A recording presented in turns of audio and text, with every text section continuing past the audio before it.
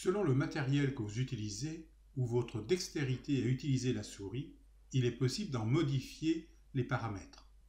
Pour activer la fenêtre de paramétrage, cliquez Cortana en bas à gauche et saisir souris. Cliquez dans le volet du haut l'option Modifier les paramètres de votre souris. Une première fenêtre de paramétrage général apparaît. Elle permet notamment de sélectionner le bouton principal qui peut être à gauche ou à droite. Il est possible également de modifier la vitesse de défilement de l'écran lorsque la molette de la souris est tournée. Celle-ci peut faire défiler plusieurs lignes à la fois ou un écran à la fois. Si vous souhaitez à présent réaliser des paramètres approfondis, cliquez Options supplémentaires de souris. La fenêtre de paramétrage est affichée. Il est tout d'abord possible de modifier la configuration des boutons en inversant le bouton gauche et droit.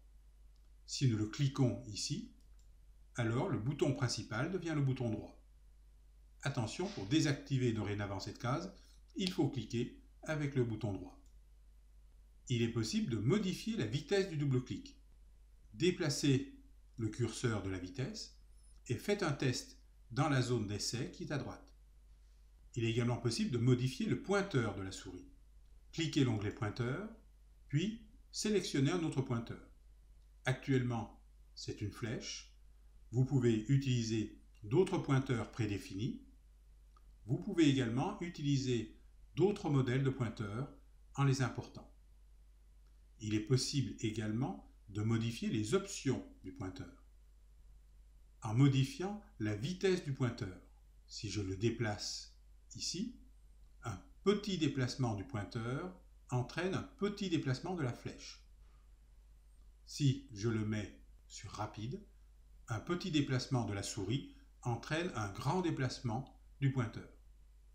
Il est également possible d'améliorer la visibilité du pointeur sur certains écrans en demandant l'affichage d'une rémanence du pointeur. Activez Afficher les traces de la souris. Lorsque la souris est déplacée, une rémanence est apparue qui permet de retrouver plus facilement le lieu où se trouve le pointeur sur l'écran. Enfin, il est possible de paramétrer les effets de la roulette en indiquant ici le nombre de lignes qui va défiler à chaque cran de la molette, ou bien le nombre d'écrans qui vont défiler à chaque cran de la molette. Lorsque vous avez terminé tous vos paramétrages, cliquez OK pour enregistrer vos paramétrages. Puis fermez la fenêtre de paramétrage principale.